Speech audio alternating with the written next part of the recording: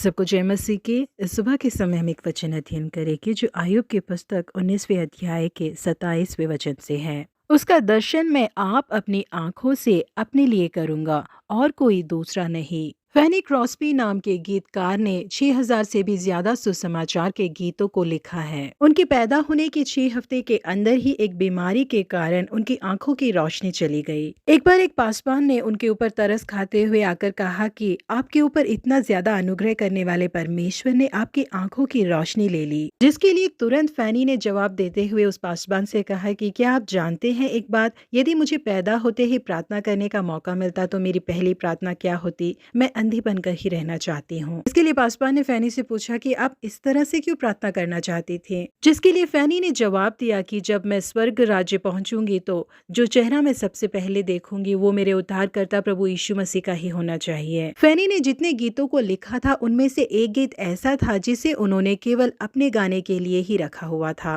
और वो गीत पूरी दुनिया के सामने कैसे आया इस बात को केनेथ ऑस्पिक अपने लिखे हुए पुस्तक में बताते हैं। उन्होंने लिखा है कि एक बार नॉर्थफील्ड में जब पवित्र शास्त्र का सेमिनार हो रहा था उस समय डीएल मूडी ने फैनी क्रॉस्बी से निवेदन किया था कि वो अपनी गवाही को सबके बीच में बांटे। पहले तो फैनी थोड़ा हिचकिचाने लगी, लेकिन बाद में खड़े होकर वो अपने अनुभव की गवाही को कुछ इस तरीके से बांटने लगी। मेरे लिखे हुए गीतों में से एक गीत है जो अभी तक नहीं छपा है। उस गीत को मैंने अपने आत्मा के लिए गाए जाने वाले एक गीत के रूप में रखा है। कई बार जब मैं बहुत ज्यादा निराश हो जाती हूँ मैं अपने आप के लिए ही इस गीत को गाती हूँ। ये कहकर उन्होंने सबके सामने इस गीत को गाना शुरू किया। वहाँ मौजूद जितने लोगों ने भी उस गीत को सुना सबके आंखों से आंसू बहने लगे। एक दिन मेरी चांदी की तारें टूट जाएंगी और मैं इस तरीके से बिल्कुल नहीं गा पाऊंगी, लेकिन जिस दिन मैं अपने राजा के महल में प्रवेश करूंगी वो दिन कितना आनंदमय होगा। वहाँ मैं अपने राजा को अपनी खुद की नजरों से देखूंगी। अनुग्रह के द्वारा मैंने कैसे उद्धार पाया अपनी कहानी उनको बताऊंगी। यही वो गीत था जिसे फैनी ने अपनी आत्मा के लिए लिख के रखा था। बिल्कुल अपने गाए हुए गीत के अनुसार फैनी ने अपने 95 साल की उम्र में जिनसे वो बेहद प्यार करती थी, जिनकी वो सेवकाई करती थी, उस राजाधिराज को देखने के लिए महिमा में उन्होंने प्रवेश किया।